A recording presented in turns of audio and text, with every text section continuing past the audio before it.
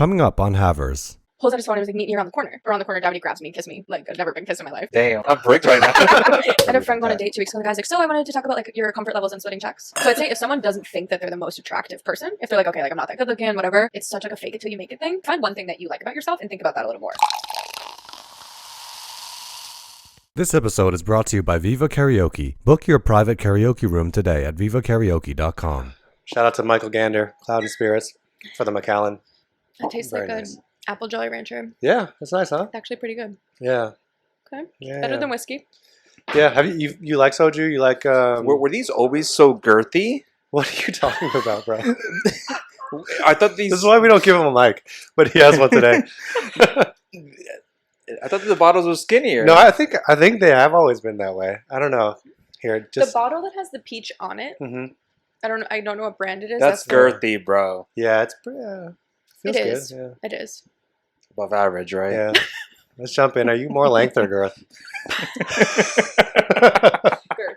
Okay. All right, whatever. So we're talking to Paige today. Do you want your full name or no? Sure. Paige Harding That's is the me. real middle name Ashley. Mm-hmm. P-A-H. P-A-H. Paige Ashley Harding. Pa. You guys probably know her as Dining Boston on Instagram and TikTok and everything. And she's actually you want to do a game?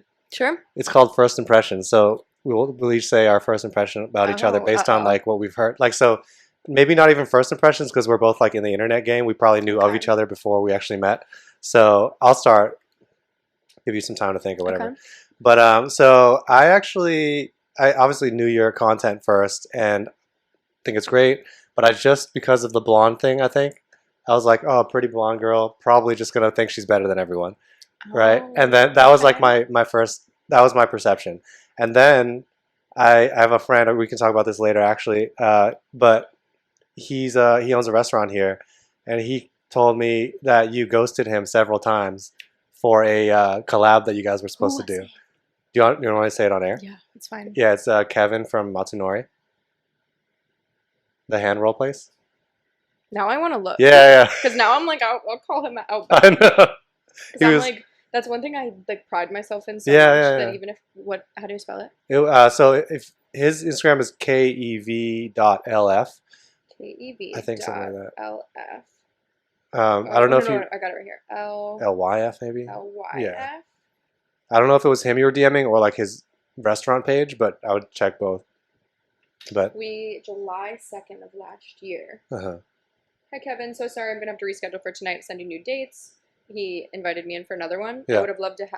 I said I would have loved to, but I'm in Miami until Tuesday. Oh, Everyone's coming Tuesday. What time? I said let me check and confirm and get back to Yeah. you.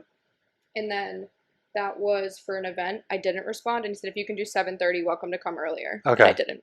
So I technically did. I guess. yeah. But But I no, did. okay, It I wasn't get- full ghost. It was not full ghost. It was more back and forth than we may have made it out to seem. okay. But yeah, so I heard about that and I was like, oh damn, okay.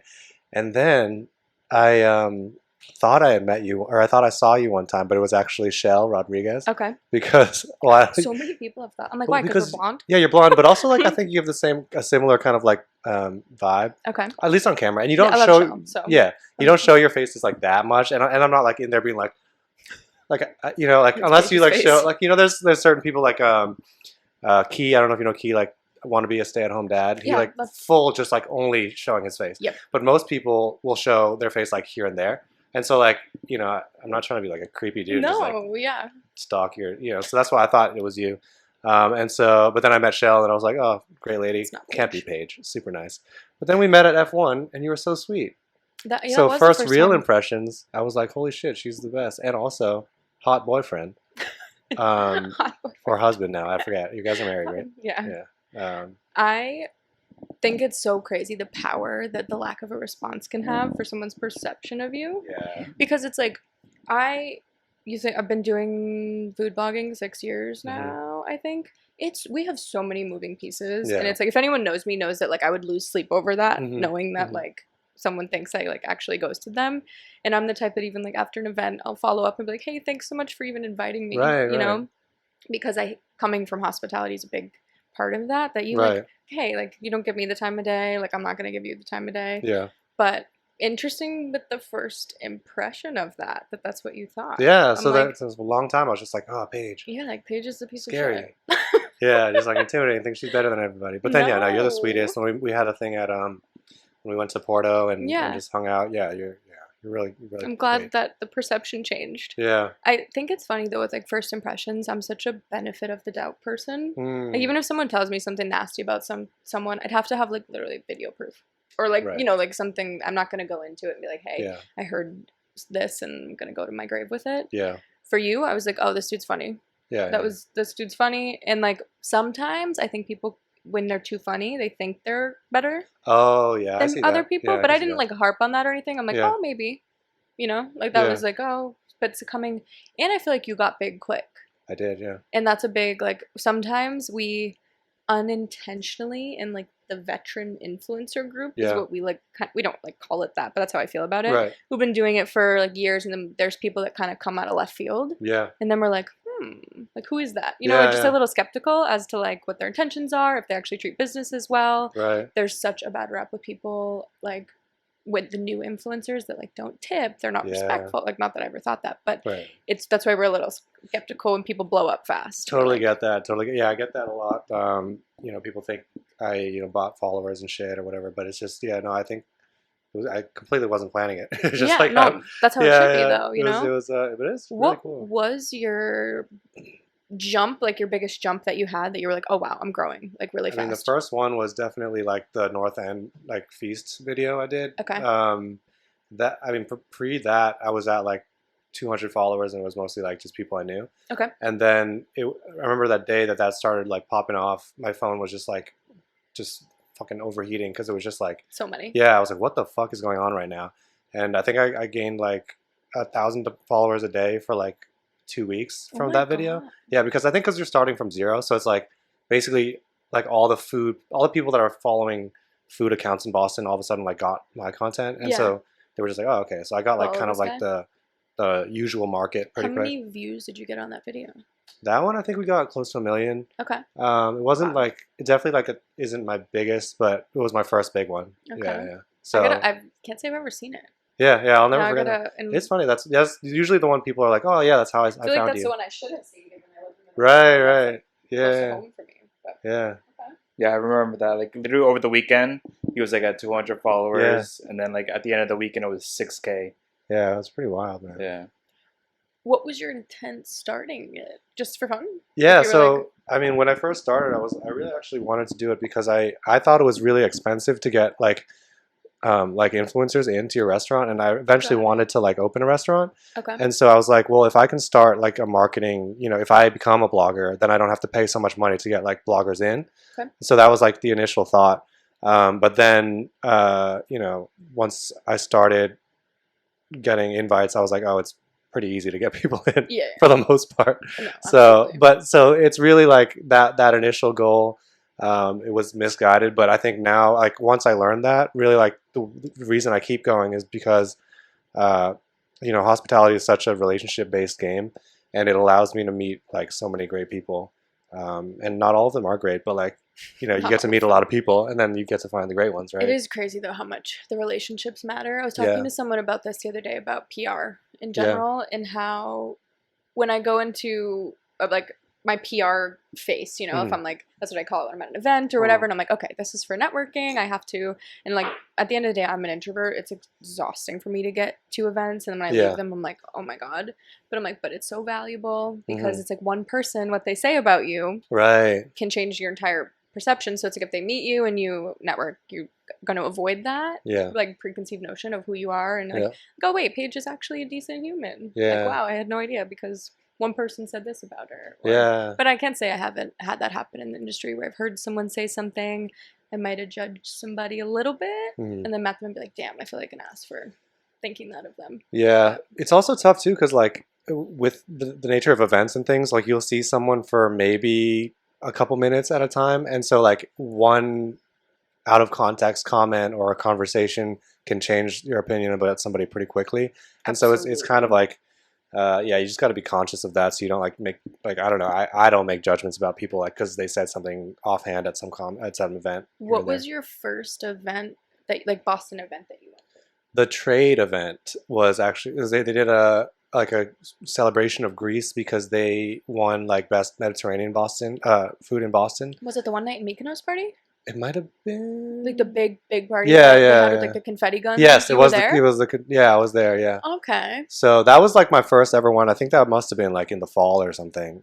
Okay. And Did Joanna invite you to that one? Jillian did. Jillian. Okay. Yeah, but yeah. I was gonna say Amanda and I were there the whole night running. Oh wow. Because I did photo the whole night. Yeah. And then she was just kind of like feet on the ground, making sure everything goes well. Right. And then by the end, we stayed probably till like 1 a.m. Damn. We just like took a deep breath and we're like, all right, cool. Like, Yeah. but we were there for. That's funny. And I took so many pictures. So Yeah. I'm like, I gotta go through my albums, and you're gonna maybe. be like creepy in the corner. Yeah. Well, so I was so out of like I went with my girlfriend and we like had never been to one of those before, and I Okay. think that one was a really like extravagant one to begin with. So we were just like we were kind of uncomfortable. We were like, what the Yeah. like what are we supposed to do right now? Like I don't understand like what's going on. So we were kind of just chilling in the corner. Yeah. But yeah, no, I met like that's the night I met Eric in person for the first time, and Okay.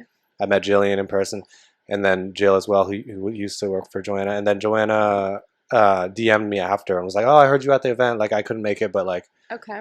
you know, we would love to meet someday." So It's so weird how we can all be the same place. yeah. Meet each other, see each other.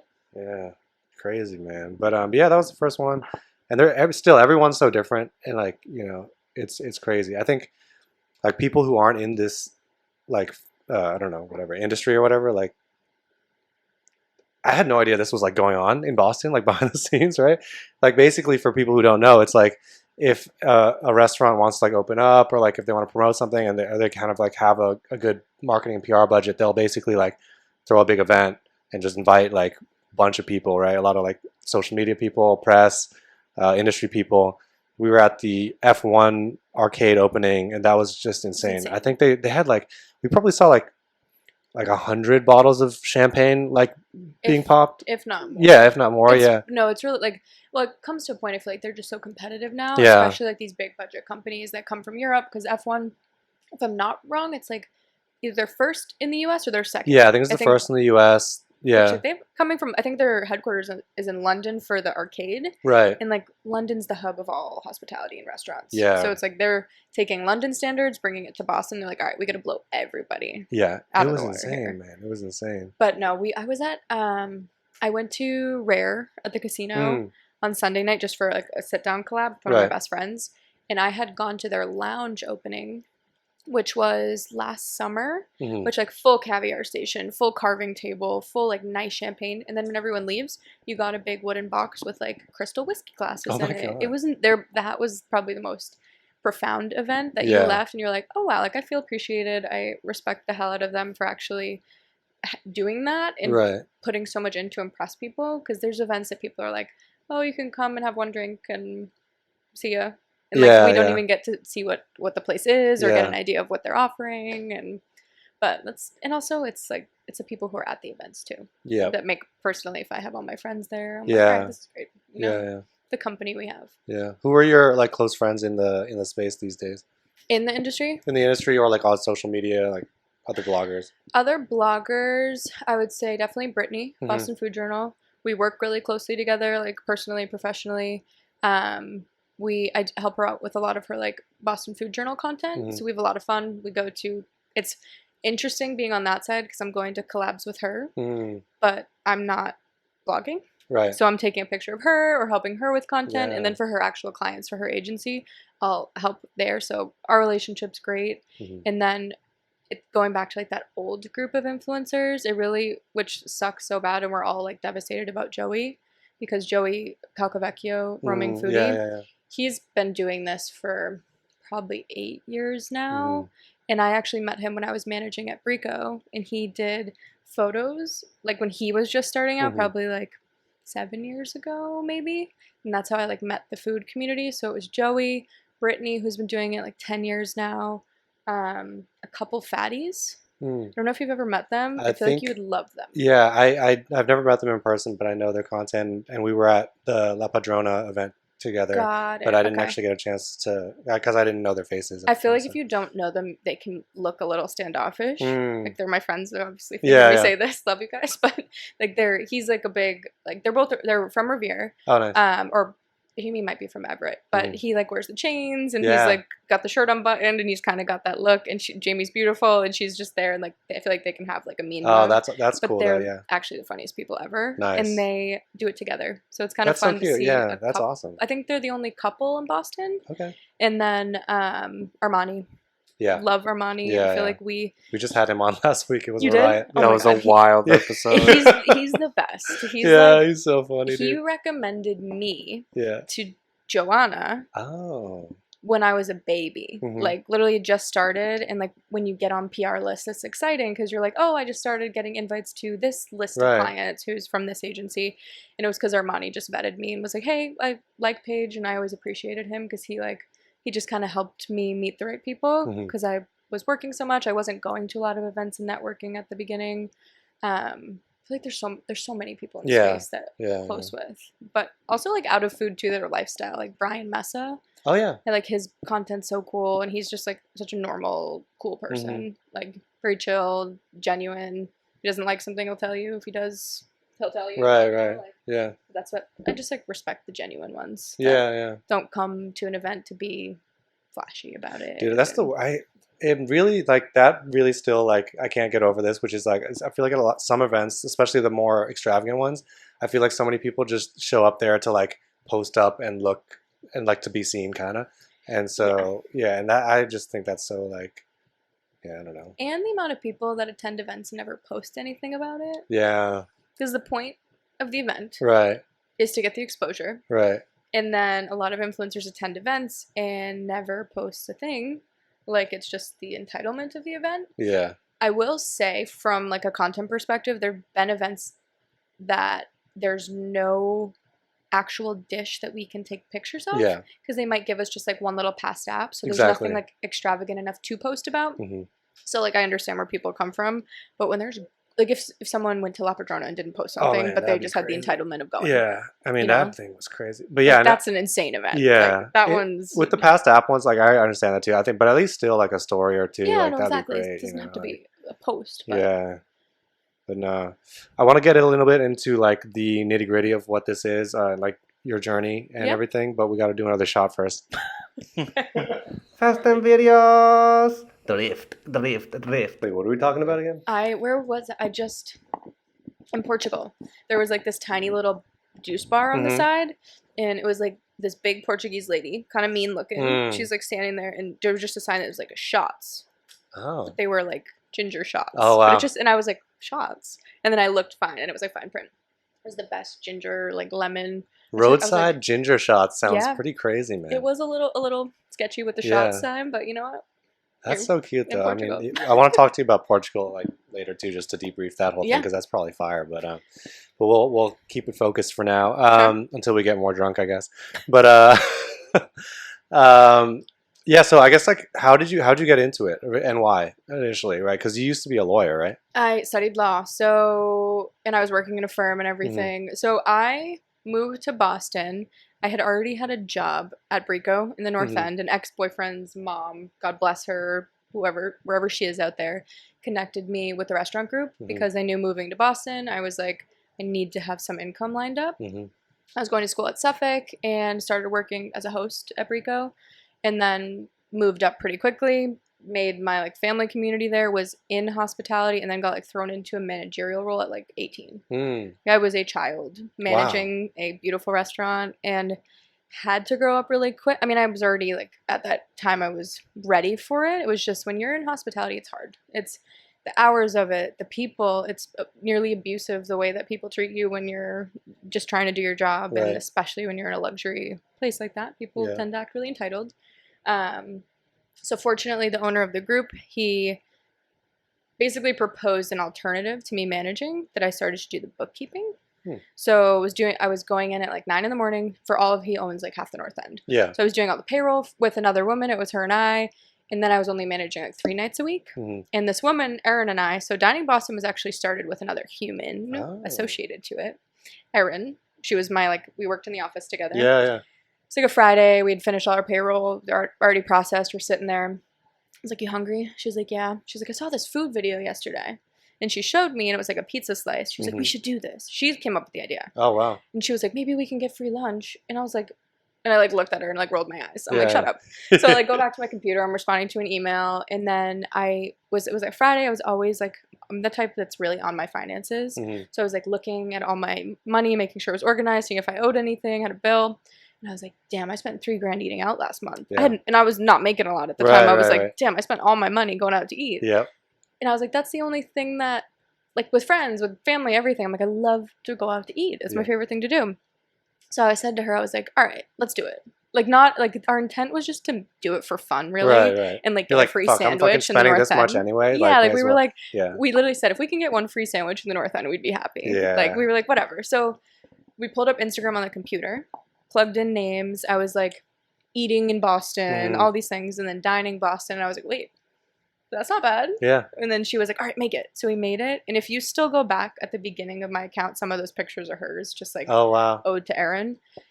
And then she just didn't do anything. So I removed her from like I literally deleted her name, changed the password, texted her, and I was like, hey, I deleted you from the account. Yeah. And she was like, okay, cool. Like she didn't care. She was much older than I was, and like it wasn't something I think she ever thought like anything would happen from it. So that was the start. I think it was in 2018. Wow. 2019. Yeah. It was like right before COVID. Right. So it was about I think it was the August before COVID. So COVID was 2019. I have no concept. I think maybe late 2019, early 2020. Yeah. And then COVID happened. What were we supposed to do? And I was like, all right, I'll just do takeout stuff. So I was like ordering my own takeout, posting.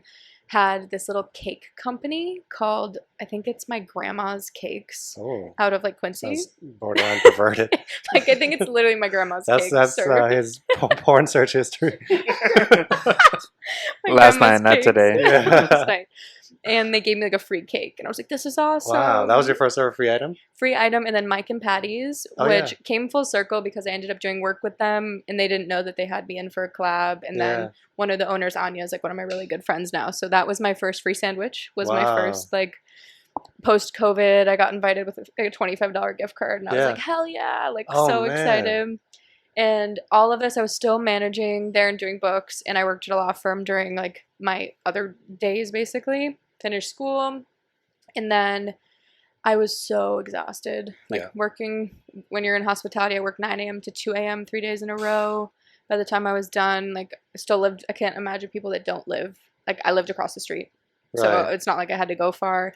Then I would be at the law firm, go for certain like cases that we had, and then go back to the office, work late, 1 day off a week.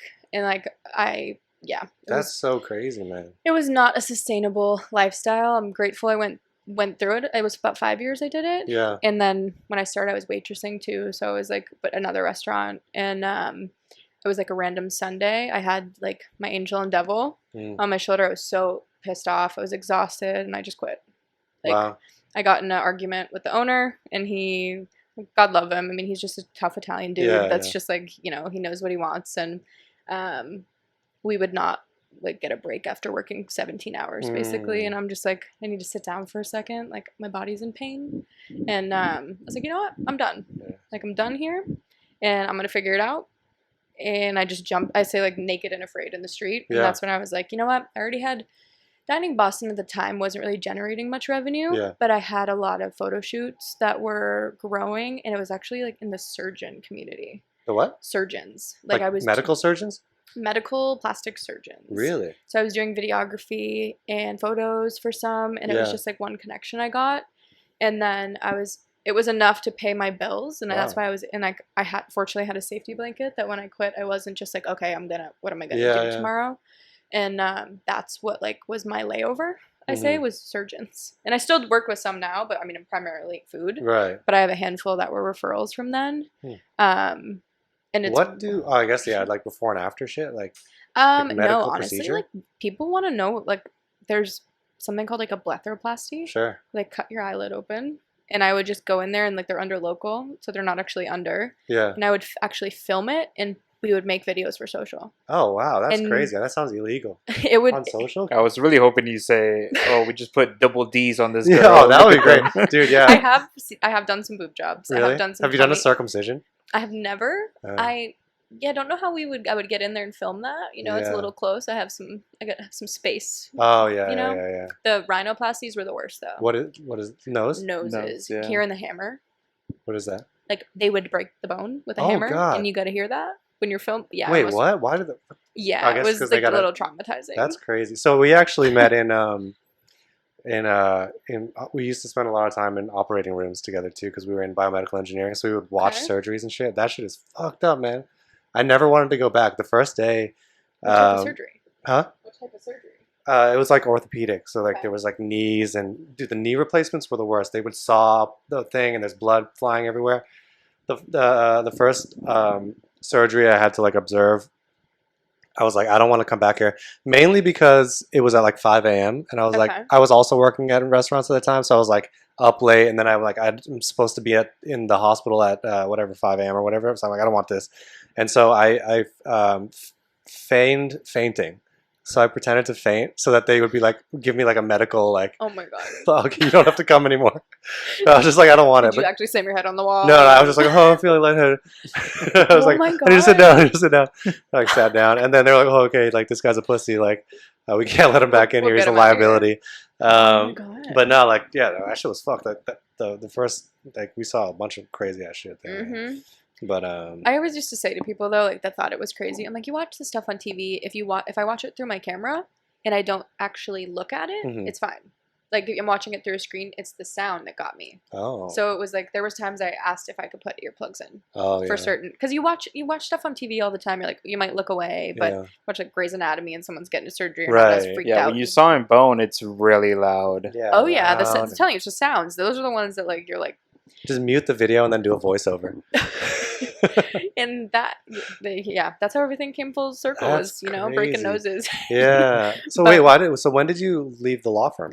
I was at a firm in the North End called Iakoi, and I did like it was really depressing. I did estate planning, foreclosures. Mm. People literally needed like $2,000 to save their house and didn't have it. It was like in bankruptcies. It was very sad. Yeah. The lawyer I worked for, he was like a dad to me at that time, and I actually got the job when I was in school because I like cold emailed people. Oh. I cold emailed like 100 law firms, and I was like, hire me for free. Mm. Like, let me learn from the best. Yeah. He interviewed me, and his one interview question was like, what do you do for fun? Mhm. And I was like, nothing, I work. And he was like, you're hired. Like, Yeah, that was literally wow. I was like, I don't have fun. I have a day off a week and I sleep and like Yeah, try yeah. to clean for the next week, And COVID happened. I left there because our caseload was just so Yeah, little. yeah. Like I would do some remote stuff. He offered me a full-time job when I quit Rico. Being in that position was not as highly compensated as I wanted. And I was Yeah. like, listen, like, love you. So grateful for this opportunity to grow with you. When I did, and I was like, but honestly, like, I don't want to cap myself. Sure. Like, I want to figure this out. I always had an entrepreneurial mind. Yeah. Everyone at that time thought I was an idiot for leaving the Mhm. restaurant group. And like I was very well compensated there, but you have no life. So it didn't, and if you were to do the breakdown of I was working 2 full-time jobs. Yeah. And then when I declined the law firm, everyone like to be there Yeah. long term, everyone's like idiot. Yeah, like you've got something wrong with you. And then I'm like, no, I want to take pictures of food. Yeah. People are like idiot. Yeah. What year was this? This all was I left. What are we? 24 and Yeah. 22. Wow. Beginning of 22, like January, February. Yeah. And then, so yeah, it's been over 2 years since I started my business. And then, but I had been, like planting seeds for years, trying to like grow a foundation and everything. Right. It wasn't like I just quit, started. And that's what I say to people all the time that might have seen the success I had in 2 years. Mhm. Like, listen, there was 5 years of building just Exactly. even the base work for me to do this. Yeah. And the relationships that I had from Breakout. Mhm, Like mhm. if I didn't work with Nicole Russo, who did their PR at the time, like I would Right. have never had that relationship with her. And she's been someone who's always advocated for me in the relationship she's helped me build. Like so many people. But that's Yeah. where I say like work in a restaurant, meet the right people, and then see what happens after that. Oh man. But Wow, so much I want to go from there, but I think I just gotta someone's in my ear. They said we have to take another shot. All right, let's go back to you. I think let's start with this. You actually let's bang this out real quick. We'll probably cut this out. Is there actually beef between Nicole Russo and Joanna? There's beef between all of them, I think. Real beef or like fake beef? Fake beef. They're all they're competitors. At the end of the day, like I think NPR is much different than like agency work. Yeah. Like agency work, like Boston is much of a small city. There's so much work to go around. Yeah. Like I hate when people When you say agency work, you mean like kind of like what we do. Yeah. Like agency work. Like if you look at someone as your competitor, like you're the problem. Right, like we're right. not competitors. Like everyone does something different. Mhm. Like everyone creates their own content. We do the same thing, but we're different. Yeah. And like we should be pushing each other for things because like I don't want to work with every single person that comes through my door because we don't mesh well. You know, there's people. PR's different. PR's like it's so cutthroat that they all are going for the same things because at the end of the day, it's not as like niche as like social management is and how we all do different things. I don't think there's actual beef. Yeah. I think it's just a matter of they're all in the same industry. Yeah. And they're just like, I don't know. Someone might have stepped on someone's toes. Yeah. But like I heard something this morning of a different PR person and someone else that there's some beef. And I'm like, why? I'm like, I like to be on the sideline. I'm curious. Yeah. I'm like, tell me. Just like, let me get some popcorn and I'll hear the drama. But Right. I'm like, sometimes they take it too far and they're like a little Okay. out there. Yeah. I asked because you brought Nicole up, and I heard that Joanna and Nicole used to like work together very closely. I saw one of them post a story recently Mhm. that was like grateful for my friend from forever. Yeah, I think they are still friends. So that's why I was wondering. Like, I don't know, but yeah. I honestly don't know the history of it. Yeah. Maybe they did work together and they split off and then they Yeah. became competitors. You never know. Right. But it is a small city and they are the same age, same clientele, same everything. So who knows? Okay. But All very different personalities though. Mm. So I could see how. Interesting. I don't know if you know Nicole. No, I've never met Nicole. Nicole's a fucking angel. Oh, really? Like the sweetest human. Oh, in the wait, world. Joanna's not? Like, no, Joanna's just, she's a shark. Oh, You know, okay, like she's okay, a shark. okay. Like Yeah, I love her, but she's the type that would like bite someone and move through, you know? All right, where- then I don't feel as bad for. Where Nicole's fun the one for that all would like the hold your hand and help you get through. Oh, cute. Okay. But they're just different personalities. Right. Joanna's Italian. They're different. They're like, you know, Yeah. Nicole's Italian too, but she's like the sweet Italian. Okay. But yeah, I All right. digress. Cool. All right. Yeah. Well, we can take that out. But no. So all right. So you were mentioning you were working like fucking insane amounts of hours, and your answer to that interview question, right? You're a workaholic. Blondes don't have a reputation for being hard workers. A1. Yep. Um, It's fake. Is it really? It's very fake. Oh shit. Okay. So I've got curly Italian brown curly hair. Wow. She's So- blonde fishing. I'm Capper. blonde fishing. Yeah. I've been doing it for my entire life. So. Wow. Okay. All right. But yeah, All right. it's Well. brown. All right. It's nice. just, you know, you hide it. Yeah.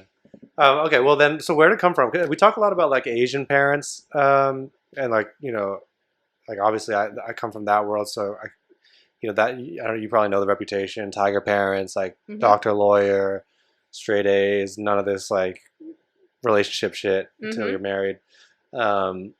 Where does your work ethic come from and that drive? Both of my parents are self-employed. Mm-hmm. It's an interesting question because I wish I knew. Mm. Because I wish I had an answer so that my kid, not in the least self-serving way, would end up like me. If I because I know that their circumstances will be different than mine, but I'm Right. like, what do I do as a parent to make sure they're a decent human? Mm-hmm. And my mom owned a hair salon, dad owned a construction business. My upbringing was very dysfunctional, Mm. like as dysfunctional as it can be, basically. Parents divorced at 2.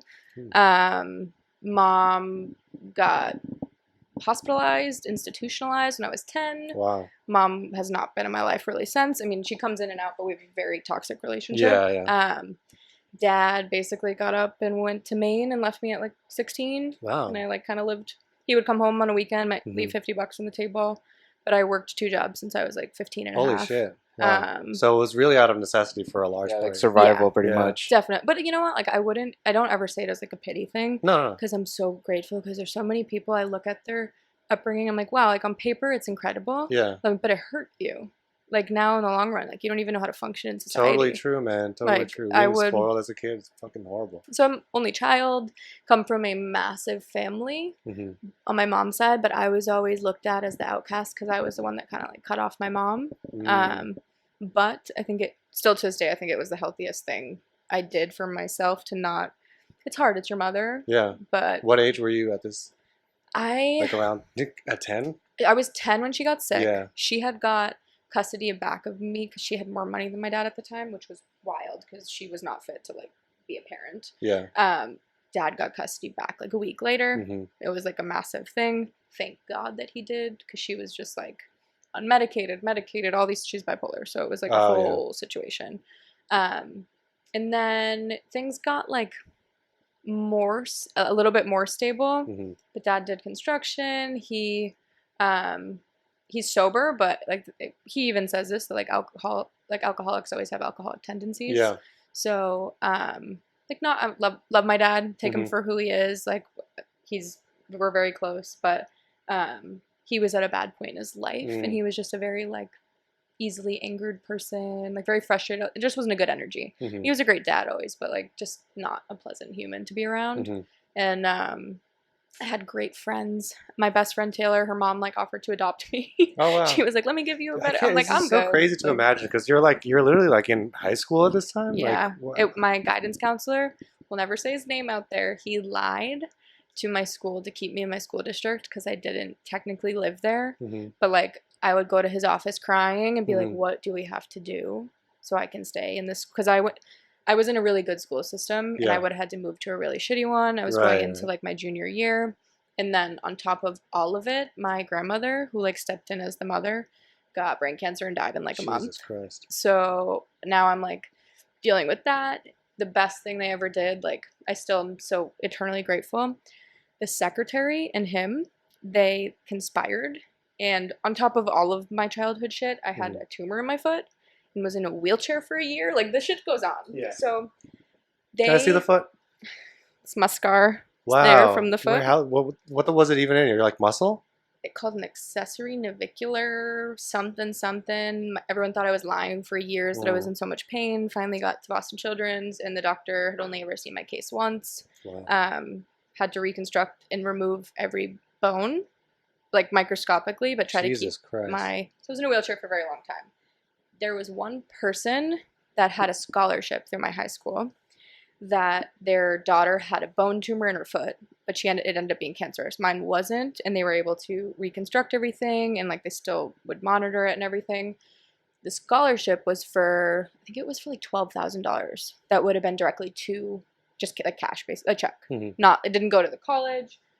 Parents didn't even know where I applied for college, how to apply for college.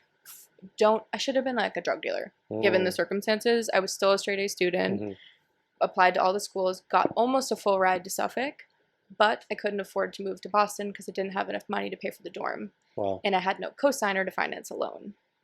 So, didn't know what I was going to do, was like losing sleep, trying to work, trying to save as much money. I'm like 17.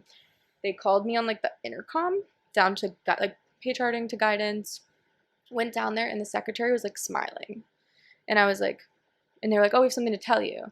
They're like, "We signed your name on it." They like forged my name Nice. on a document to apply for this thing.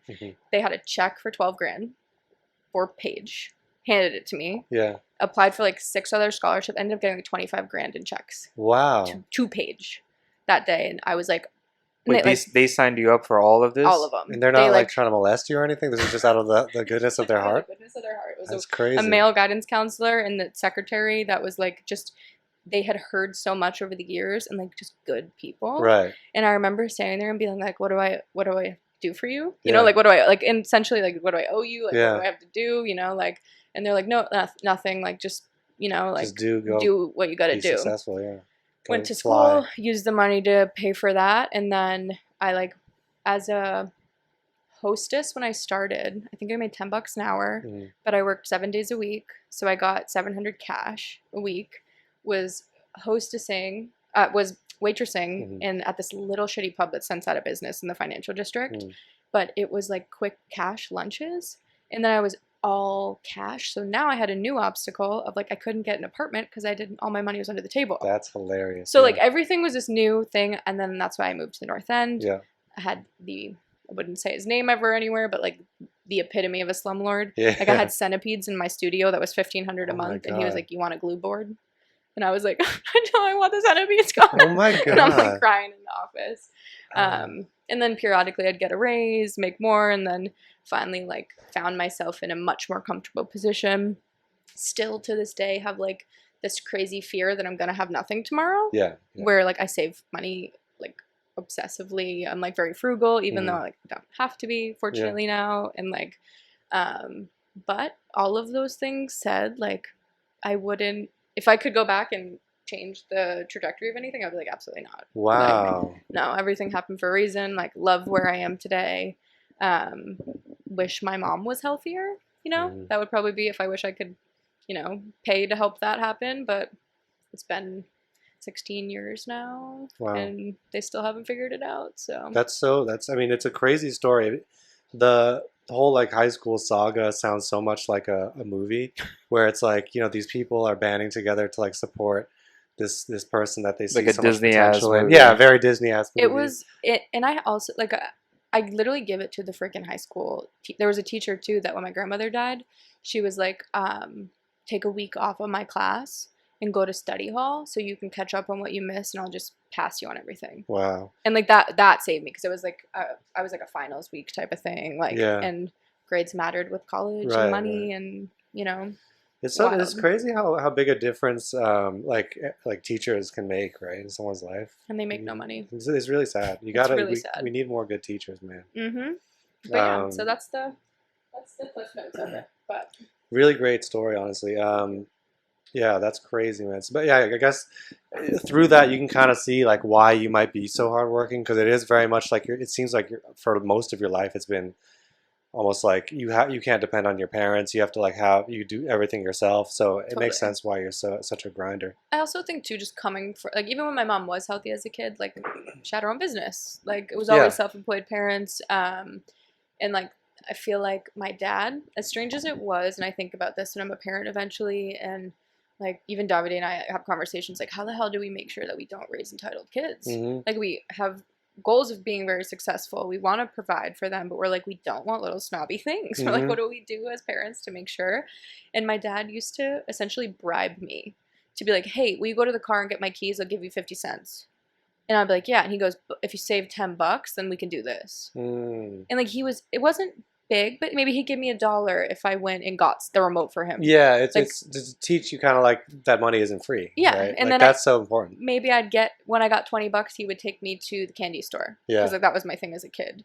And then I would save my money, look forward to going, and then but if I saved certain amounts, I got to do better things. Right. And like as much as my dad didn't really have to be like those little things, I feel like honestly, it's like so many kids, their parents just throw money to shut them up, and like, hey, just go do what you gotta do, leave me alone type of thing. But that's where I'm always thinking like, how the hell to be a good parent one day and make sure that my kids aren't, you know, little entitled things that cause problems and ruin other people's lives. That's my concern. But wow. Yeah. So you mentioned Davide. Let's get into the like sort of like and parenting. So let's get into like relationships in a sec, but let's finish this soju first. Your phone ringing. Your phone ringing. So Davide, parenting. How did you guys meet? Our story is wild. Yeah, I'm sure it is. That's why let's get into it. Our story is wild. Yeah. I went on a solo trip to Italy, casually to Capri, Amalfi Coast. First, wait. Let me set the stage first, because Davide, gorgeous Italian man. Thank you. Like I was telling him, I stalk his page more than I stalk yours, because like his tats are sick.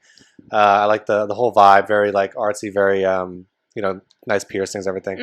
And we ran into him the other day at La Padrona. What is he, the Bev director there? Yeah. Yeah. So he does all the drinks there.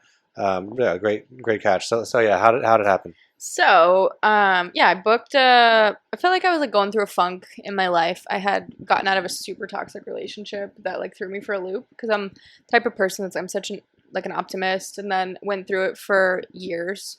And I was just like, you know what, like, wow, like when you come out of something like that and you give yourself time, you're like, damn, like That was a lot heavier than I realized when I was in it, and how it affected just everything. Mhm. And I was like, I deserve a trip to Italy by Mhm. myself. Everyone's like, you're crazy, Paige. And I'm like, No, you I don't mean, you know. Like, definitely do. I'm like, I'm You months definitely out of deserve this. it. Like, I feel I'm happy again, you know? Like, I want to just go have some fun and like go to Italy and take pictures and chill. And my time at Brico, Frank, the owner, he would get tons of Italians. He'd go on vacation and literally bring them back to Oh. work. And for like, he was wild. Like, bring back just like boatloads and house them and everything. That's sick. One of my best friends was one of those like transports from Frank. Wow. And she worked on the island, and I had visited her years ago. I'd been there many times before, and I'd text her and I was like, hey, I'm thinking of coming for a couple weeks. Do you know anyone I could stay with like cheap? She's like, well, if you want to stay in Sorrento, like on the coast, you can stay in my friend's Airbnb, probably $50 a night. And it's nice and safe. I was like, cool. Connect me with her, whatever, booked the trip. Had the most amazing time by myself. I just like traveled around. The chef at Brico, his brother lives in Sorrento, so he like picked me up at the airport. I wasn't like totally alone going into it. My last weekend, I was leaving on a Tuesday. So like that Saturday, I did a day trip to Capri and rented a private boat to bring me around the whole day. Like had the day to myself, had the best time ever. And I was exhausted, got off the boat, and then there's like this 5-star resort that's the most beautiful thing in the world. I was tired. I was like, I gotta go home and take a nap. But something was so weird, like I can't forget it. It was like, go inside the resort. Like my little voice on my shoulder. I'm like, I'm tired. I was like, just one drink, whatever. So walk in like I own this place. I don't even know if I'd been there before with my friend, but like it's so prestigious. I'm like, I don't even know if I can just walk in this place. So I walked up. I think I went in the wrong way. I like walked through the patio and like walked on to like the middle of the restaurant, and I'm just standing there. And one of the guys sat me, whatever. And looking back, I was like such a bitch. I was like, I'll take the table in the sun so I can get a little color. Like, who the hell did I think I was? Like, I'm like, You're going through something. I'm like going through so, something. yeah. I'm like, my alter ego's out. And I'm sitting in this chair, and then like I see this human like walk up to the table, and I like looked up. I'm on FaceTime with my best friend. Mm-hmm. So my phone's like on the thing, and I slammed down the phone and like hung it up, and I was like like looking, and I'm like, and he's like, darling, are you alone? That's what he said. Mm-hmm. That's the first thing he said. And I'm like, yeah, like the hell you want, you know, Yeah. like just a little standoffish. And he was like, I don't know. It's just like, you're here. This is a strange place to like come by yourself. I'm like, no, I'm just on vacation and enjoying. It's like, I have friends here, so it's not. He was like, oh, who? And I was like, oh, you know, just some. He's like, it's a small island. Like, Yeah. we probably know each other. And he ended up knowing all my friends. Wow. And then he was like, are you guys going out tonight? And I was like, yeah, I think so. But in Italy, when they say going out, they mean like 3 a.m. Really? Is when they go out. And it's a whole different world. And like, I'm not a person that goes out. But I was like, all right, c'est la vie, whatever. And we talked a little bit. He was like, can I get you something to drink? And I was like, I don't know, like make me whatever, because I was nervous. Makes me drink, comes back. Like we exchanged contact, but we were like looking at each other, and I was like, oh God, like I'm in trouble. I'm like, look at, I was like, nice hands. Like, so I didn't know what to say. And so you were like basically like stricken. oh my God. And I'm not that type of person. I'm like calm, cool, collected. Nothing really like does. And I was like, didn't know what to say. Like, Yeah. So I called my friend back. I was like, Did he have the hand tattoos at the time? oh yeah. I was like, I like the hand. Like, that's why I said I like the I was hands. gonna say, And Taylor, I was like, dude, we're in trouble. She's Yeah. like, what? I was like, hot Italian guy. Yeah. and she was like, Oh shut yeah, up, that's my Paige. boy, Like, Davide. she's like rolling her eyes, like, shut up, Paige. Yeah. She's like, just not taking me seriously. Right. I'd leave, whatever. We'd like exchange like WhatsApp. Yeah. And he was like, well, if I go out tonight, like I'll message you. Whatever, like nothing. I left. He calls me like 5 minutes later. He's like, you forgot something. He had taken my sweater and like hung it up. I'm pretty sure he did intentionally, like looking back. So I went back. It was a good My move. dog. It was a good move. Hands me the sweater, but like looked at into my soul basically. And I was like, oh God. I'm like, oh, this just made it worse. So I get the sweater. We hadn't texted at all. Nothing. I went back. I fell asleep. My friend's friend, now this is where things get funky, set me up with this other guy that I had zero interest in, and she definitely did it. It was like one of my friends intentionally, which like pissed me off. But she didn't know about the Davide thing. So she's my friend. He's going to pick you up. We're going to meet you all down there. This guy picks me up, and I had known him from the friend group, and like he's being flirty, and I'm like trying to make it known that I'm like not interested. And is he just not hot? No, Oh. not. I mean, he wasn't like bad looking, but like not He's my like style. the supporting character in the rom com. Yeah. He's the supporting character. Yeah. You know, maybe someone was rooting for Giovanni, but I don't think. Yeah. Shout out to Giovanni, I don't man. think anybody really was. Yeah. So we Comic relief guy. drive like his little Fiat down the yeah. mountain, like whatever. Get downtown. Still hadn't heard from Davide, and I had like really shitty signal. Mm. It's probably like 1 a.m.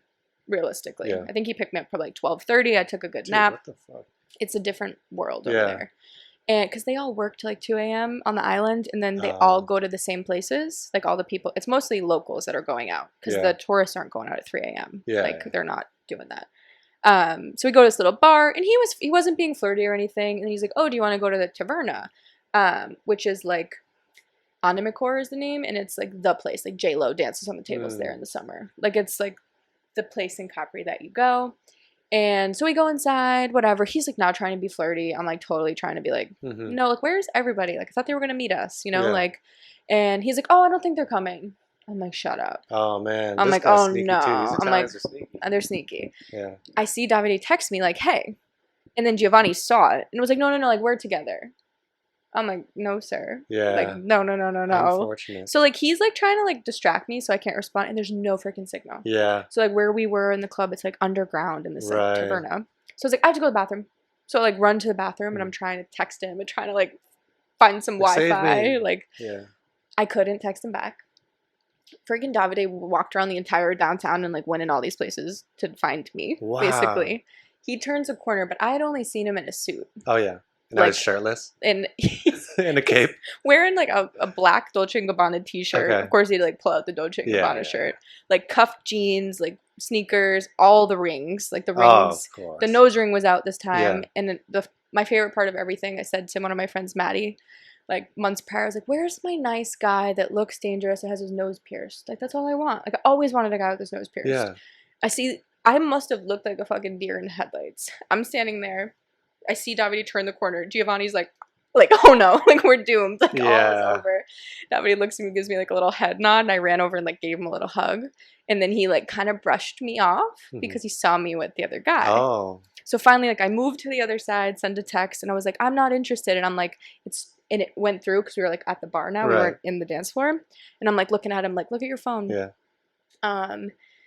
Pulls out his phone and was like, meet me around the corner. Giovanni turns to like get a drink. So I bolt it. Wow. Around the corner, Davide grabs me and kissed me. Like I'd never been kissed in my life. Damn. Yeah. Dude. I'm bricked right now.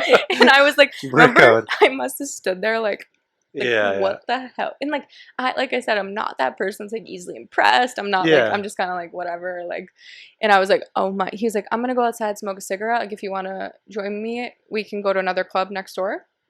And I was like, okay, yeah. He's like, figure out how to get rid of your Yeah, friend. yeah. That's what he said. Like, figure Wow. out how to get rid of your friend. He left, walks away. I'm like, what? You know, like I'm like, Yeah. what's happening? Looked at Giovanni and was like, I gotta go. Yeah. And he's like mad. I texted have me. diarrhea. He texted me. He was like, F off. Oh yeah. Like, I'm like, dude, like we were never. yeah. You're It's like you were being together. creepy. if He was anything. borderline trying to kidnap you. Yeah, no, that was a whole. And then Davide and I went to another club. We probably danced for like 2 hours. Never in Wow. my life had I just like danced and had fun with a human. Yeah. The rest was history. The next day, we went and got coffee, Mhm. and he like sat there and like looked at me and was like, he's like, I don't really know how to like say this, but like that Because his English isn't good or what? he didn't know like the proper like wording of Oh, saying yeah. like basically that he felt more than like just like a one-off type Yeah, of thing. yeah. And he was like, do you want to come back to the island tomorrow? I was like, I leave the next day. I was like, I can probably come for a little bit because Yeah. like he couldn't because of his work schedule, because of like missing the boats and Mhm. whatever. I was like, yeah, sure. So I went back the next day.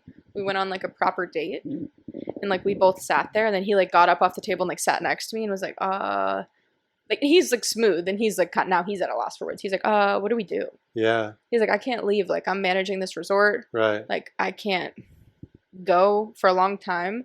He was just like, will you come back?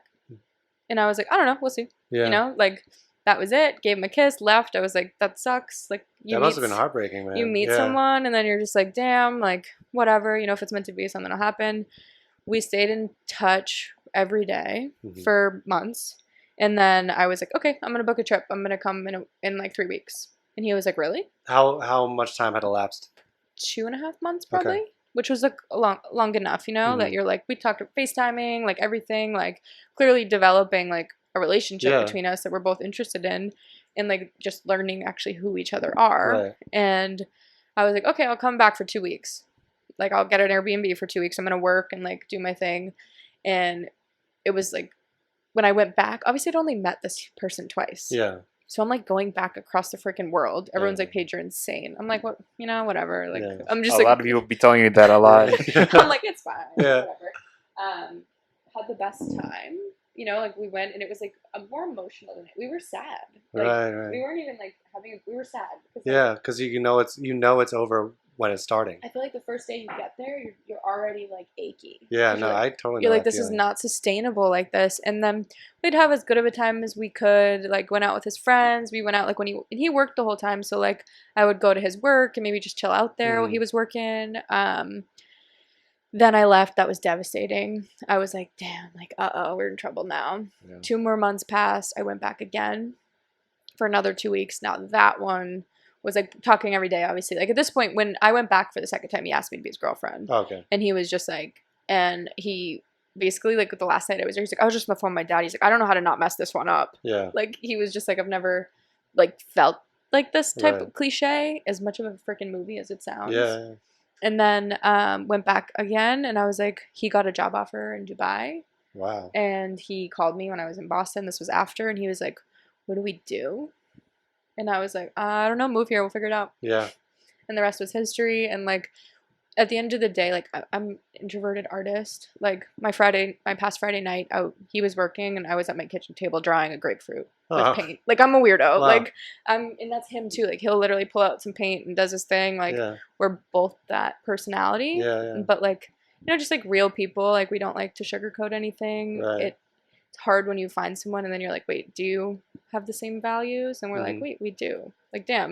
Like we adopted Gigi together. We were like, she was a rescue that it was like this random thing, and then we're like both aligned. Like there was never any like, and now it's just like healthy, normal. We argue about the stupid stuff. Yeah. Like who's gonna take Gigi out at 5 a.m. today when she's crying? And I was like, what happens when we have a kid? Right.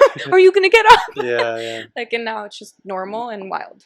So Like- wait, when did you convince him to move over? Was it the Dubai thing? Like when he instead of going to Dubai, you were like, just come here instead. I feel like it didn't take much convincing. And did he have a job lined up here at the time? So he didn't when Yeah. he came, and like his intent of coming here was really just to like, I had gone to him so many times. Yeah, Like, it's yeah. time I come to you. Like he only brought like one little suitcase. Like it's not Mhm. like he had any intent of staying or whatever.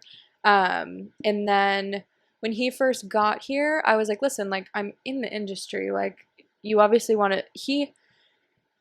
Backing up a little, he owned his own bar for a few years. Okay. And then like things kind of fell through with his partner, and Yeah. he like sold his shares of the bar, which was devastating because like he had saved for a long time to build his own thing, whatever.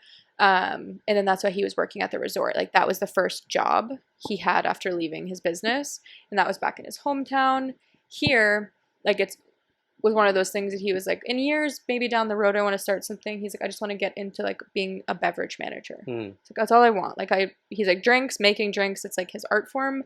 He loves he's never seen someone that can freaking pour, flip something around their head type of thing, like effortlessly, and just stare at you. And I'm like, Oh, he does like the flair stuff? he's like wild. Oh, cool. Like he's not making drinks at La Pagana, Yeah. but like if you see him behind a bar, he's insane. Like he's got it. Yeah. And that's how he's like, I just want to do that for now. You know, Yeah. like it sucks that I'm already taking steps back. Got here, interviewed at a bunch of places just to see what our hospitality was like. And fortunately, the relationship that I had from Amanda and A Street, like I had just got an intro between John and Davide, more so to talk about like what his options were. Right. Just in terms of like immigration, all of these things. And then they kind of hit it off. And then he did a stage at Porto in Back Bay. This was like a long time ago. Yeah. Then it was a matter of just like waiting, papers, all those things. Wait, when was the stage at Porto? November, December. This past year.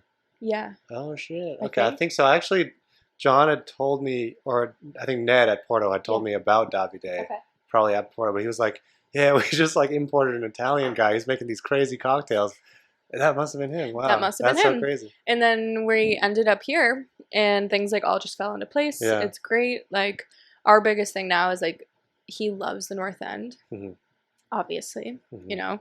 I'd love to get out of the North End. Mm. But I wouldn't do that to him because I'm like, if you feel at home here, like it's hard. You already just moved across the world for someone. Did you like what do you call it? Upsize your apartment since you moved here? Or no? I have like an 1,100 square foot Okay. one bedroom Oh, that okay. I was really. So you're not in the shitty studio No, anymore. God, no. Okay. That was only for like a year stint. Oh. So I was really lucky that after that, I had a connection with another North End guy that was not a slumlord, and he also knew that I worked for Frank and didn't ask me for proof of income. Oh, okay. When I moved out, and I was just like, that was better timing. Stayed in like a 500 square foot one, and I texted him randomly, and this was probably like 3 years ago. Yeah. I was like, hey, this is my budget. It's not much more. I was like, this was just post-COVID though. Right.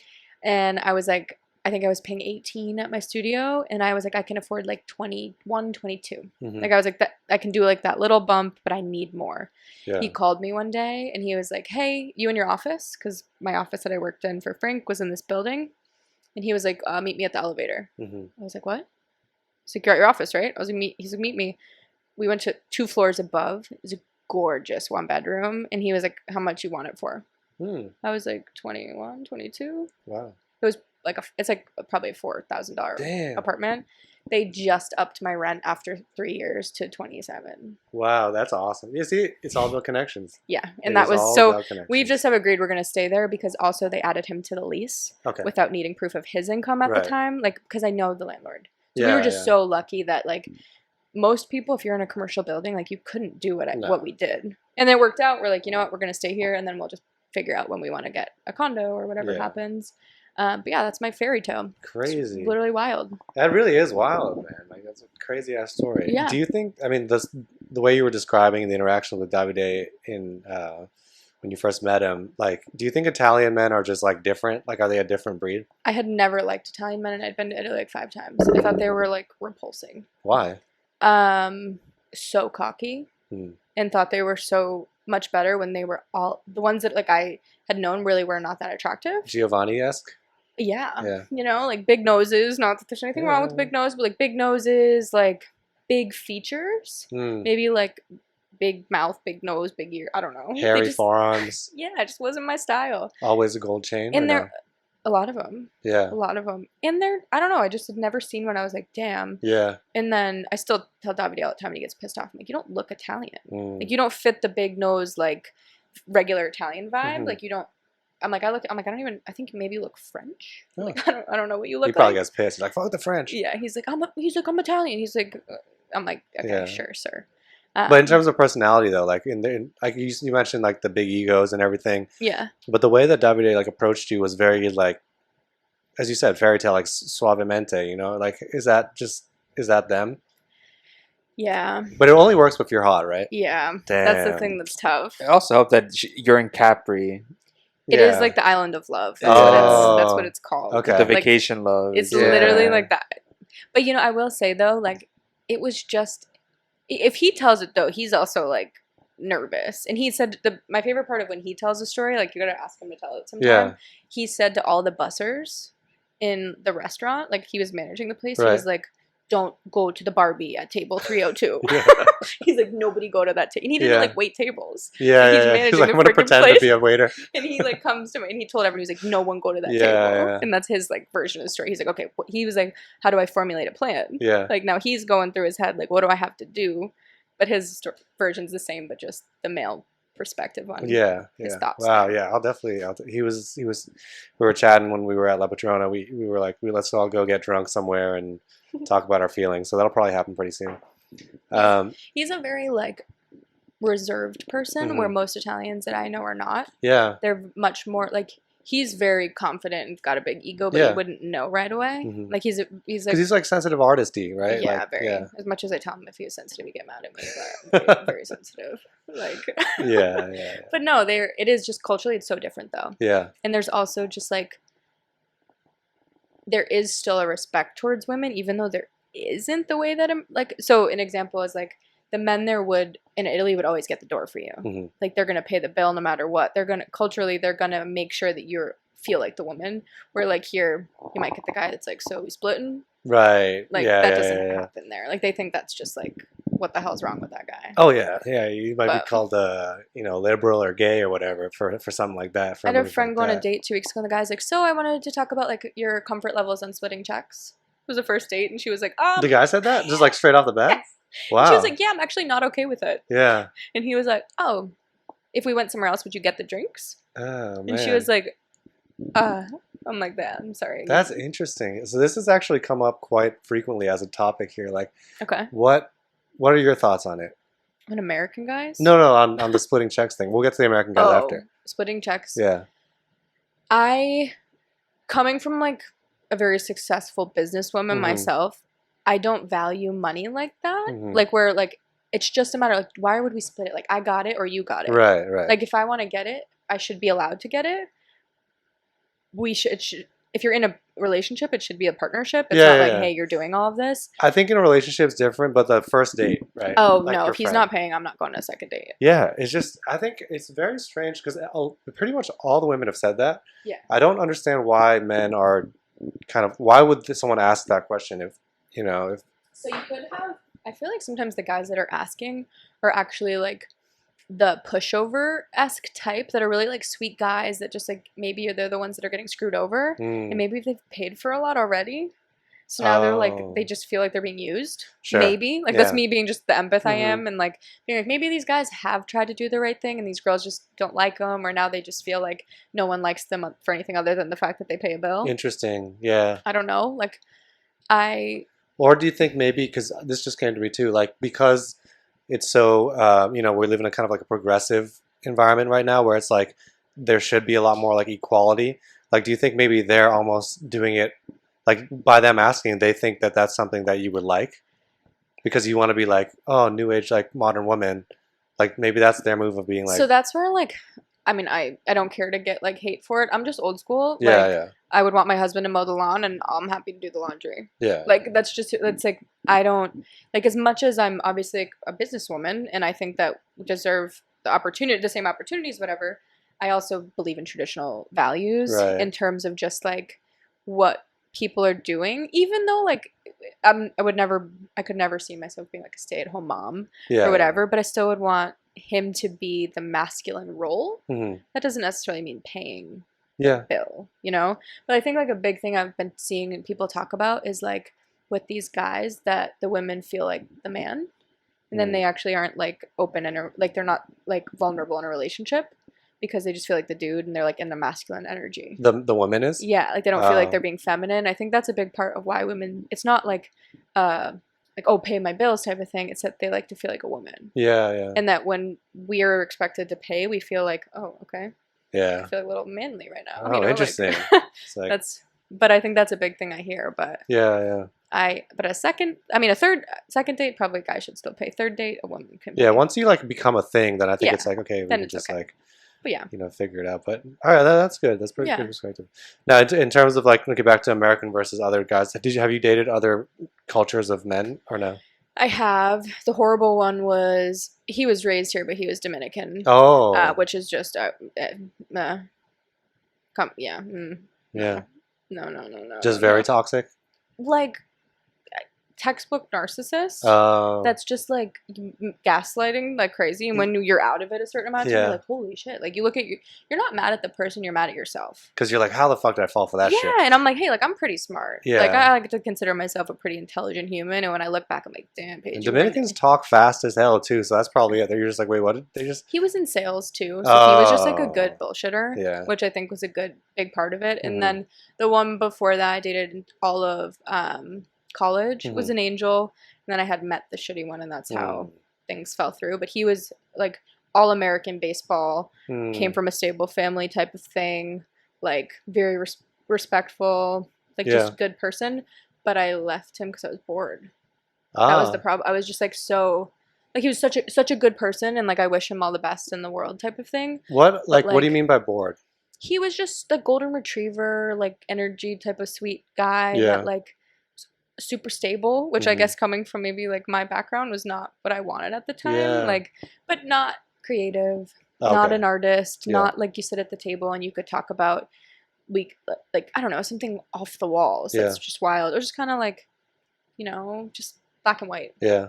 What And food allergies do you have? Kinda, yeah. Yeah, Like, yeah. gluten free. Like Yeah, just you know, just like boring. Like, Yeah, okay, but like okay. doesn't mean he's a bad person. Just wasn't. And I have plenty of girlfriends like that's their picture perfect man. And I Yeah. have plenty of girlfriends that would look at Davide and be like, hell no. Right, right. Like Paige, what is wrong with you? And I'm like, hey, we all have our types, you know. Yeah, it's a fascinating topic because I think like a lot of guys, younger guys, they might feel very frustrated with the whole like nice guys finish last mentality, right? And it's like I think, yeah. What are your thoughts on like how to be a nice person but not be boring? Ooh, it's a good one. Because you said David is a sweet person, very nice, but like what about him He's is nice to exciting? me. Ah, He's not a nice person though. Like he's Oh. not a bad person, Yeah. but like he's the type that like probably wouldn't be very friendly if you like went up to him on the street. Like he wouldn't be rude, but he's Yeah. not going to be friendly mhm. because he's not an open person. So like he's very closed off. Where like like the joke I would make to my friend is like, "Where's the one that looks dangerous but like treats me like a princess?" Mm, Like I like that. I feel like for me, sometimes. Oh, it's the balance of it is so hard. 'Cause Yeah. you want a good person, but you don't want someone that is just like going out of their way for every single thing, because then it's almost a lack of masculine energy. oh, So like going back to that energy thing, Yeah, that yeah. like it feels too feminine. It sounds horrible. Like No. now, like thinking through it, like some guys that are too nice, I'm like, oh, they're just too nice. Like, oh, they're cute. Like that's sweet. yeah. I'm not like, ooh. Golden retriever is like the term that you hear a lot. So you're talking more like Doberman, right? That's the one. Pitbull. Pitbull, yeah.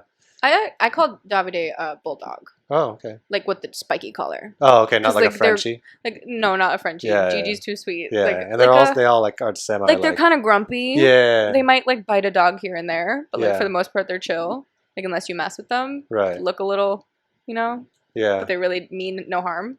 That's why I look at him like he's like a bulldog. Yeah. But like not a pit bull is one that's they actually bite. They're Yeah, not yeah. good ones, you know. Right. Those ones are the assholes. Yeah. He's always But- drooling and shit. Exactly. He's very like yeah, okay. Exactly. Yeah. But no, it is. I feel like that's the hardest thing. I feel bad for guys that are in that middle ground, but I also think the biggest thing is just confidence. It's what it is, man. It's confidence, and I think like you can't get upset about it because at the end of the day, it's just like what you're saying. It's energy. Yeah. And like for better or worse, I think humans were programmed to be attracted to certain types of energy. You know, women be attracted to a masculine energy, and vice versa.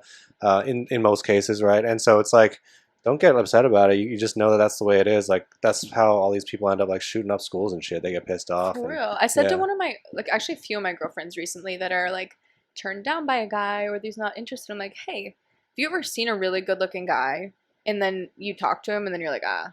Yeah. Like, or is it like I say to my friends, I'm like, or have you ever been on a date with someone who's really attractive and you leave and you're like, no. Yeah. Did that make him a bad person? No. No, it's just There's nothing wrong with them. You probably thought they had positive things about them, but they're just not your person. yeah.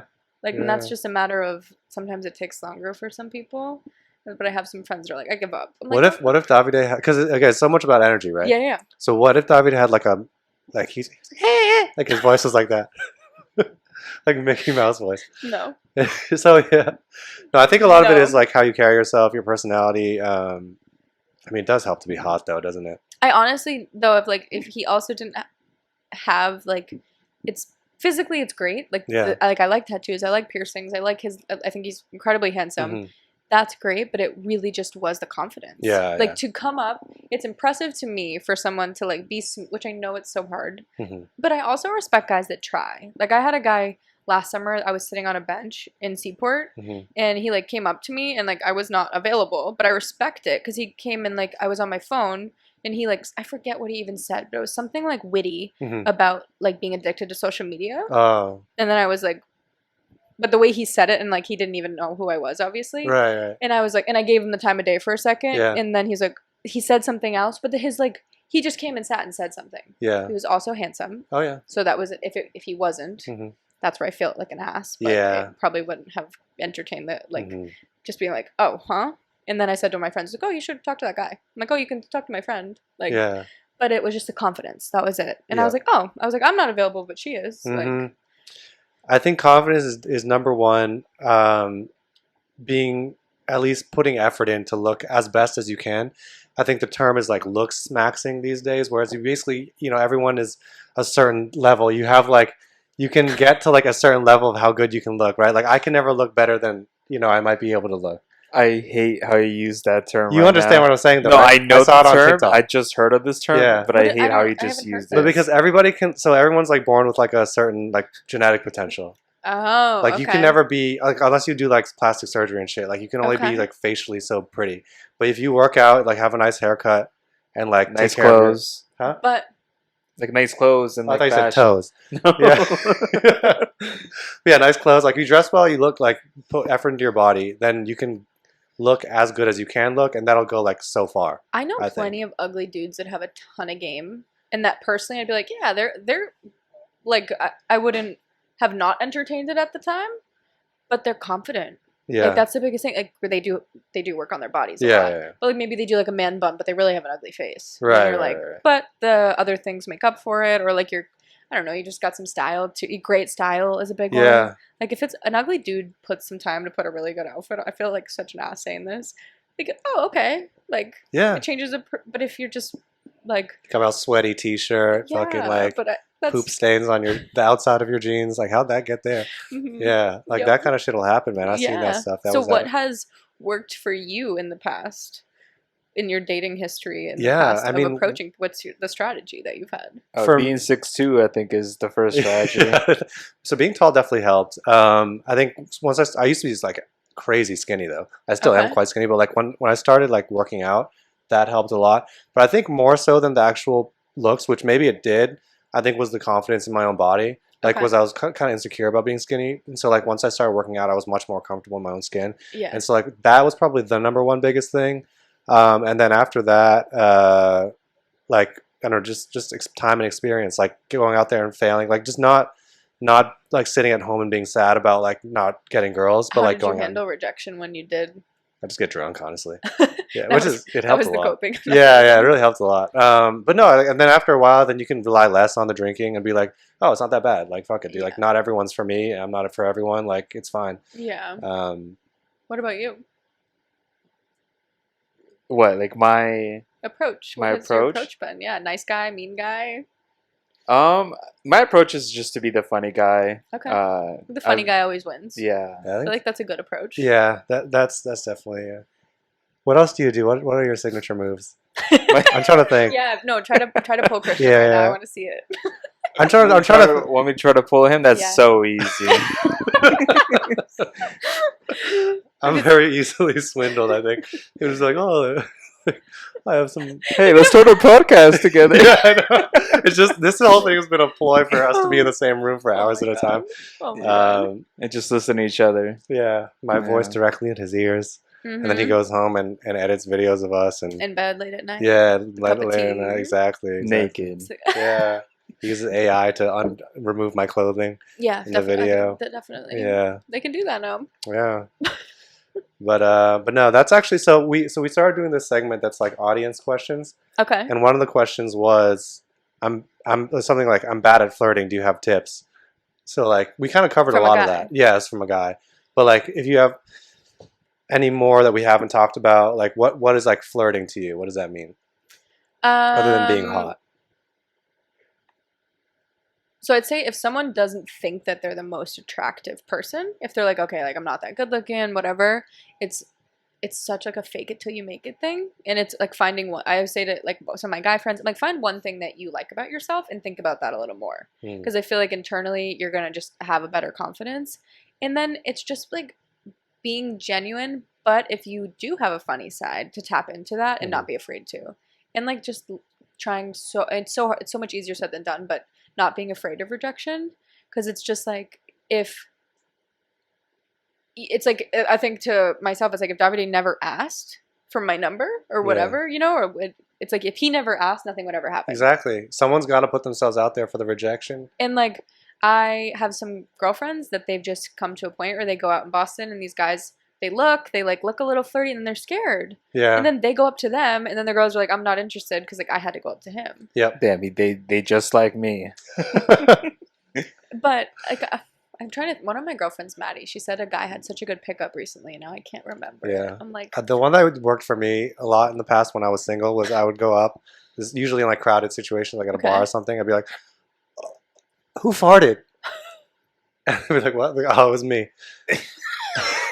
I would be like, what the fuck is wrong with that guy? I'd be like, someone get him out of here. No, I'd probably be like, okay, now what? But where do you lead? I don't know. No. It's just like, hey, I'm Christian. You want to drink? Whatever. You know.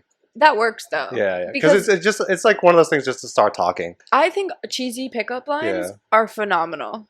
Because if you had the balls to come up and tell me a cheesy pickup line, you failed. You embarrassed yourself. I respect you. Right. Like you just put yourself out there.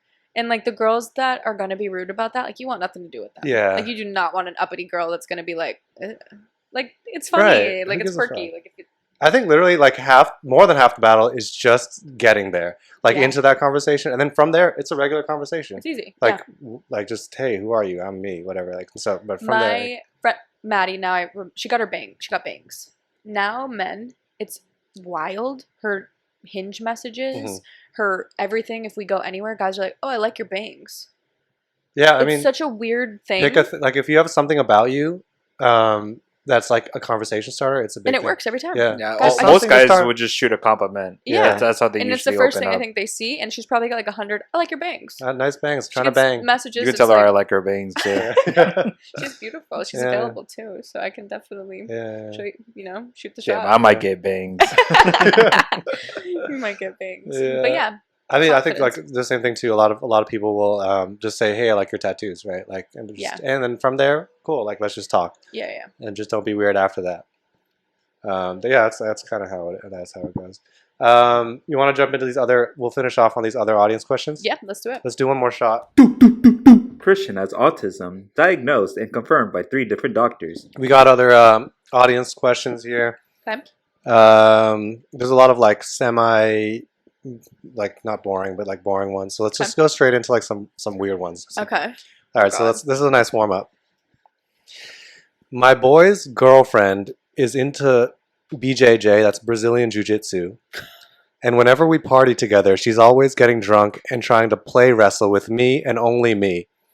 Do you think she's into me or is she trans? No, I think she thinks she's stronger than him. Oh. And just wants to prove it. Damn. I wouldn't, because if a girl's into So- a guy, she probably wouldn't want to do that. She just wants Just to like- prove that guy's pathetic. Oh man, damn. Sorry, That's man. crazy. Like, Yeah. I But feel if she starts wrestling, you can wrestle back.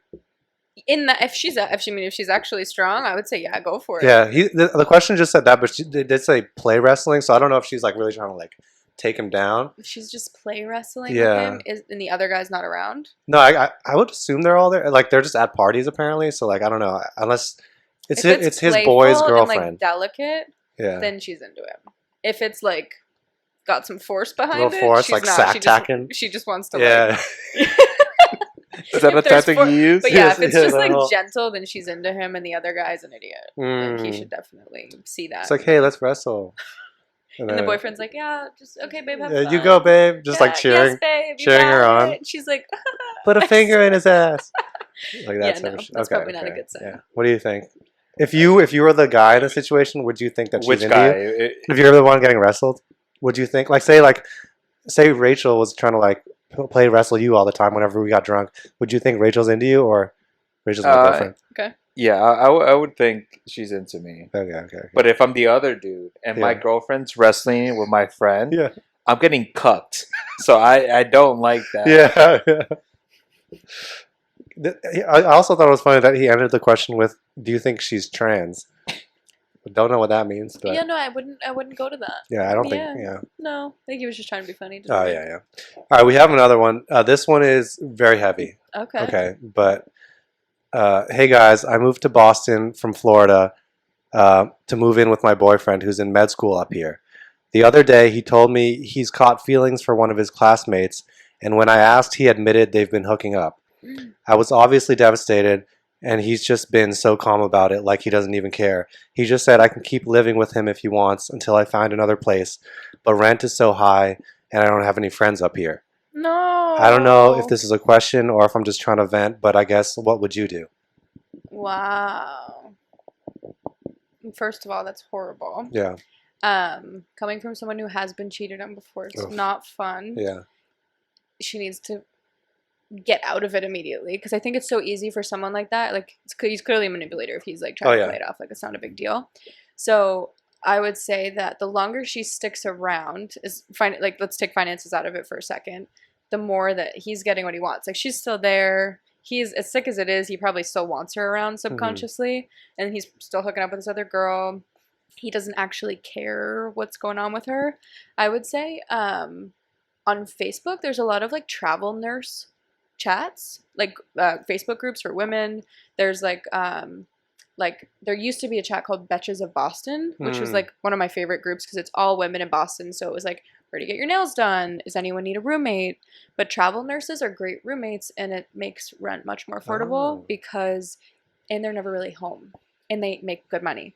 So a lot of the times they pay a little more rent because they know that they need somewhere here. So it's like finding some type of travel is probably the first thing I would do if I was ever in that situation. Financially, I didn't have the opportunity to go have my own place. But probably Facebook would be my first, I think. Yeah. Craigslist is sketchy. Other ones are sketchy. Finding a roommate, like you can at least vet people a little bit.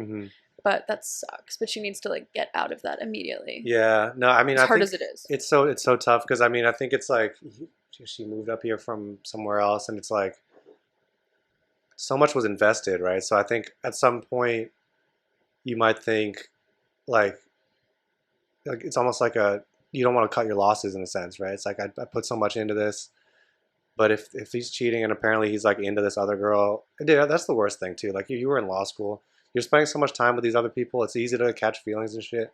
So many people were cheating on their people or finding new like love when we were in grad school. So it's I think one thing I've learned personally, friends, all these things, though, when people find themselves in that, it's so much more lustful because it's a little forbidden and people are just into it. And then when reality does come around, the odds like long term are just so much less because it's like the way you started. It's like you already had a crack in your base. Like right. There's people that make it, of course, and they have stories where like they move on, they're happy, but for the most part, I feel like a lot of those people are just like so unfulfilled somewhere. Yeah. And that they found fulfillment in this just like forbidden feeling of like something, and then I'm sure she's a great person and brings all the things to the table that someone might want, but someone is just bored. Yeah. Which sucks. But or is a matter of like, does Boston hold you here, or is it just like, you know what, let's take every bit of strength I have and do this and like find someone in another city and go give myself like the start I deserve, or not let someone steer you out of here. I think that's a big thing too. Yeah, you shouldn't have to run from someone, and like you can also create a beautiful life with, unfortunately, someone that's close to you. Yeah, but poor thing. How would you recommend like dealing with being cheated on? Because you mentioned that happened to you. It's happened to me. Like it sucks. Like what's your mechanism for healing? To feel it as quickly as you can. Like I think that it's so, people don't understand unless you're in it. They look at people like, oh, why do you go back? Like what? Because it's easier to stay than it is to leave. The hardest thing of it, toxic relationships, being cheated on, because it hurts so much to leave that person. And then you love them. You're like, they're going to change. They're going to be better. They're going to do these things. It's just like trying so hard to look at yourself in the mirror and ask if you would ever allow your friend to go through this. And if you'd allow your daughter or your son to go through something, I think that's the hardest. Like, that's what helped me during those times is like, you know what, Paige, like as much as I might be weak and just want to like take the easy path, it's like, would I allow my daughter to get treated like this? Would I allow my best friend to get treated like this? Like, no, we just got to like rip these Band-Aids off and feel it immediately. And get through it. Because once you're on the other side, you're like, oh, hell yeah, that's great up here. View's great. Feels great. So happy I went through that. Like, yeah. But it sucks. It's painful for a while. Yeah. Yeah. What was your past with? How did you deal with it? It was tough. I stayed around longer than I should have after too. But I think really, I honestly don't know, because I think I was, if not for physical distance, I don't know if I would have honestly been able to. I was just like that, like into her at the time. And so, yeah, like physically distancing myself really helped a lot. And then just like cutting communication.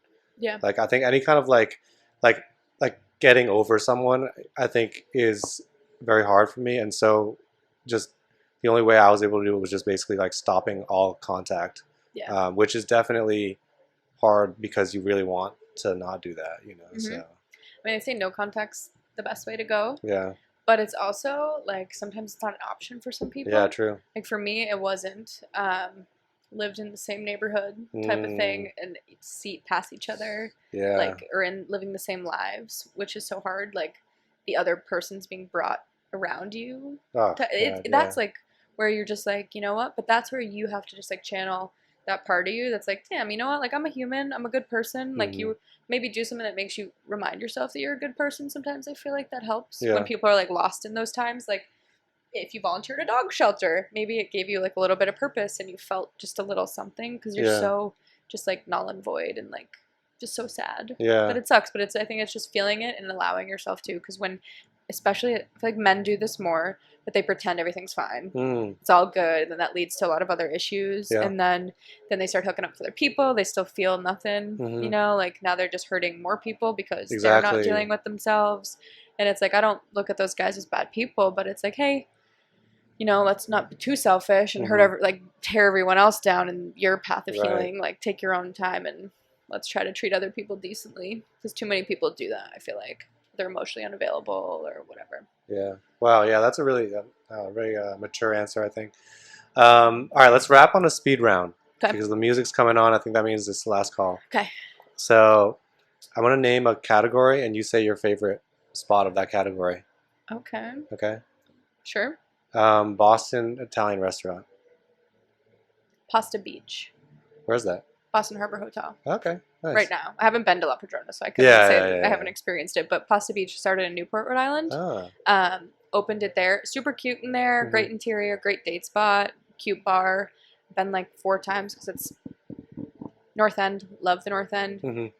Think that there's very few actual quality, like unique Italian places. You can get spaghetti meatballs and chicken parm. Yeah. Like you're gonna have a decent meal, but you're not having something that you're gonna tell someone about. Yeah. But no, I've been there like 5 times. Consistent, Nice. great, unique. Chefs from Rome. They have like a cool Rome type of pizza. So it originates in Rome, but it's a little different, thicker, and it's cold. So it's more of like a focaccia type of situation, but pizza-esque. But it's really good. Yeah. Okay. Favorite date spot, first date for gays. For gays. Yeah. Favorite for Lolita. Oh. Yeah. Okay. What about for straights? Sorlina. For like a fancy first date. For like a casual first date, definitely never anywhere in Southie. Never for a date. If someone takes What's it called? In Southie. Like Oh, just never in Southie. No, you shouldn't go on a date in Southie. Why? No. I feel like I know too many friends that they go on dates because it's convenient for the guys, they live there, and then they're like checking out girls the whole time. That they're like on a date, or that it's not intimate enough. You can't, just too much. Okay. Fun first date? Ooh, it's so hard. I would say Chinatown. Oh, yeah. Like, I love like my little hole in the walls, like my dumpling cafe is like my favorite. I'd love to go on. You can hear someone, you have a good meal, maybe walk around, have a boba after type of thing. Yeah. I like that. Okay, favorite boba. Oh, cafe. I don't know if I'm pronouncing it right, but DARQ. Oh, the yeah, in absolute Chinatown. best. Nothing is better. The passion fruit Yakult. Oh my god. Yeah, that place is fire. got, They like, got really chokehold good on Viet iced coffee drink there. Okay. Yeah. It's like a salted Vietnamese latte. Okay. Yeah, definitely try that out. All right, last one is favorite spot to go on a special event with your family. Special event with family? Okay, so let's be more specific. Okay. Your dad just retired. Okay. And your mom is now well. Oh, so it's a celebration. And you find out that they've been secretly getting back together. They should never be together. And their sending personalities don't work. sordid and lewd pictures to each other via Facebook Messenger for the last 3 months. Oh god. We would not celebrate, but if we were to celebrate, we would. All right, give me a second. Let me see. Okay. Aquapaza in the North End. Okay. That would be. It's very intimate, very small. Same restaurant group as Brico. It's my favorite of all of them. They're hamachi crudo, caviar, little avocado, soy sauce, freaking amazing. The burger is the best burger I've ever had in my life. Like, It's not a burger place. I cannot express enough that Yeah. everyone needs a freaking aquapaz burger. Wow, I gotta try that shit out. I love the Yeah. burger. It's a thick Wagyu burger with a tomato guanciale, which is like pancetta, Yeah. jam, arugula, a truffle aioli. I think I might be missing a cheese on there. And then just the brioche bun. Wow. That's like grilled butter. Oh my God. That sounds insane. delicious, man. Insane. But North End's always like so small. Like all the restaurants are like so close together. Knowing that your parents are probably gonna like start yelling at each other. Is that no, okay? it's good. Let's entertain people. Oh, it'll okay. help me get through it faster. If other people get involved and like we can Hell yeah. if it's hell yeah. intimate, then I gotta sit there and I gotta be the one to Okay, like, okay. we can I'd rather the table next to me interjects and is like, hey, we're trying to eat here. Right, Then we're like, all right, we gotta go, like let's leave. But yeah, That's that awesome. would be where we would not celebrate. All right. All right. Well, thank you so much. Is there anything you want to plug for yourself or your No. clients or whatever? Not right now. All right. No, Sounds thank good. you for having me. A plug Yeah. to you. Thank you. It's awesome. Thanks It's so much. such a fun thing to get people together. I feel like our community, it's such a unique thing, and we Yeah. have a lot of different personalities in it that a lot of people, we don't know each other well, and there Right. might be just some judgments around it. So it's cool to actually hear some people that are familiar faces talk and go through some of this life, hospitality, all the stuff. So thank you for doing it. No, I appreciate you, Paige. Thanks so much for listening to another episode of Havers. Please subscribe and rate us 5 stars on Apple, Spotify, or wherever you listen to us. And remember, you got it all.